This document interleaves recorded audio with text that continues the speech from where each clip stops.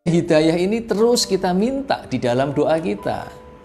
Bahkan Rasulullah Shallallahu Alaihi Wasallam, Bapak Ibu, beliau selalu berdoa memohon hidayah kepada Allah.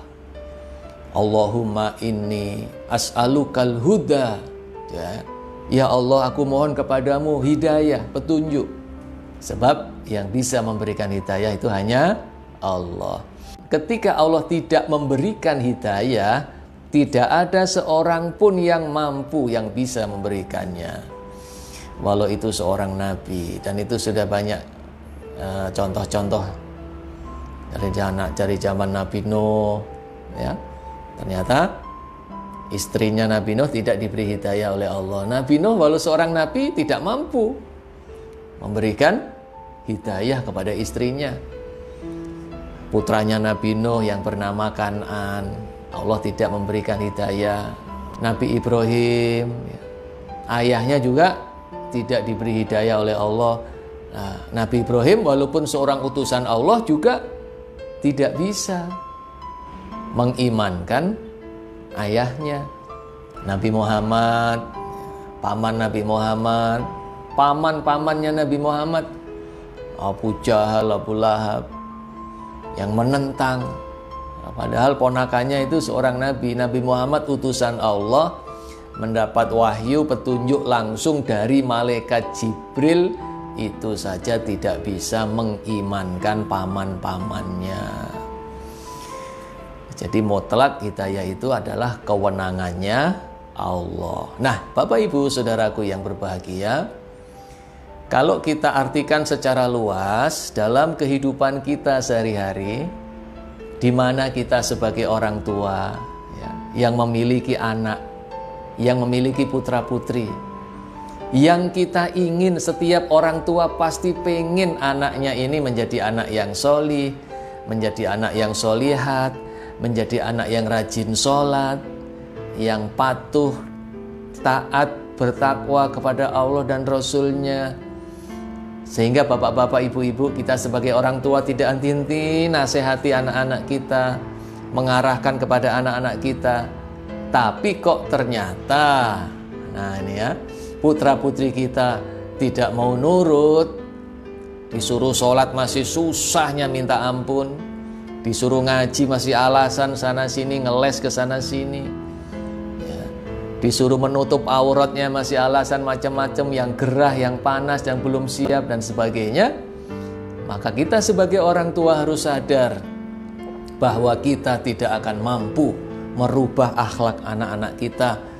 Kita tidak akan bisa merubah kepribadian anak-anak kita, karena hakikatnya yang bisa merubah hanya Allah. Ya. Maka kita hanya berusaha terus ikhtiar kita maksimalkan, berikan nasihat kepada putra-putri kita. Dengan demikian Bapak Ibu, kita sebagai orang tua tidak mudah putus asa, tidak gampang putus asa. Ketika kita mengajak mendidik anak-anak kita, putra-putri kita, tapi kok pada nggak nurut, tanda petik nggak nurut ya, berarti memang Allah belum membuka hatinya.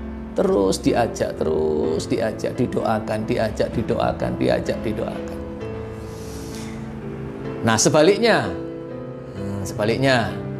ketika bapak-bapak, ibu-ibu mendidik putra-putranya dengan baik, menasehati putra-putrinya dengan baik, kok dilalah putra-putrinya itu gampang nurut, manut, patuh, menjadi anak yang solih, solihat, rajin sholat, rajin ngaji, rajin ibadah, maka tidak membuat Bapak Ibu sebagai orang tua berbangga diri. Ini loh, hasil didikanku ini kayak begini. Ini karena kehebatanku sebagai orang tua mendidik anak-anakku dengan ketat, sehingga anak-anakku sekarang jadi anak-anak yang soleh, rajin sholat, rajin ngaji. Nah, ini namanya takabur. Padahal hakikatnya yang merubah hati anak itu Allah. Yang menjadikan anak kita nurut, manut Allah. Bukan karena kita Bapak Ibu. Kita ini apa sih ya? Orang tua juga banyak dosa, banyak problem, banyak masalah, banyak aib. Kita hanya berkewajiban ikhtiar mendidik anak-anak kita. Anak kita ini nurut atau enggak itu adalah wilayahnya Allah, areanya Allah. Nah, begitu Bapak Ibu, para guru, para pendidik, ya. Ketika mendidik putra-putri, mendidik anak-anak didiknya, murid-muridnya, nurut, manut, pinter, sukses, itu karena Allah yang menggerakkan hati murid-murid kita. Jadi kita nggak takabur. Kalau berhasil tidak takabur, kalau belum berhasil tidak putus asa. Tetap semangat mendidik, karena itu kewajiban, sudah dapat pahala, dan didoakan terus. Nah, kalau dikembangkan lagi dalam dunia perdagangan, dikembangkan lagi dalam dunia bisnis. Ketika Bapak Ibu berjualan, menawarkan dagangannya dengan segala macam cara, dengan segala macam kata disusun dengan baik. Ternyata yang Bapak Ibu tawari mau beli, mau bermitra, mau join, maka kembalikan bahwa yang menggerakkan hatinya adalah Allah. Ya, yang membuat dia mau beli itu hatinya digerakkan oleh Allah, bukan karena kehebatan saya dalam menawarkan, bukan karena kehebatan saya dalam menyusun kata-kata yang menghipnotis dia sehingga dia mau beli, bukan, tapi Allah yang menggerakkan hatinya sehingga tidak takabur, nggak nepuk dada, nggak sombong. Demikian juga manakala kita berjualan, kita menawarkan produk dan segala macamnya, tetapi ditolak, tidak ada yang mau beli.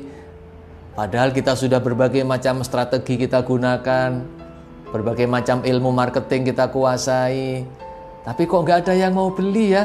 Ya kan, berarti apa? Memang Allah belum menggerakkan hati para pembeli itu. Bisa dipahami Bapak Ibu? Ini kalau diartikan luas seperti itu. Jadi hidayah, kemudian apa saja yang itu urusan dengan hati manusia adalah Allah yang menggerakkan. Itu kewenangannya Allah, itu areanya Allah. Ya, kadang-kadang orang nggak pandai ngomong, ya, nggak pandai berbicara, juga nggak pernah sekolah marketing, dilala setiap jualan itu laku terus, ya. Nah, setiap jualan kok ya laris terus dia gitu ya, karena memang Allah menggerakkan pembeli itu ke orang ini. Lah yang sekolahnya sampai gelarnya MBA, ya, Magister of Business, ya kan, administrasi, jualan nggak pernah berhasil, ya Allah memang belum menggerakkan. Jadi kita kembalikan semua ke sana Bapak Ibu, supaya tenang hati kita, gitu ya.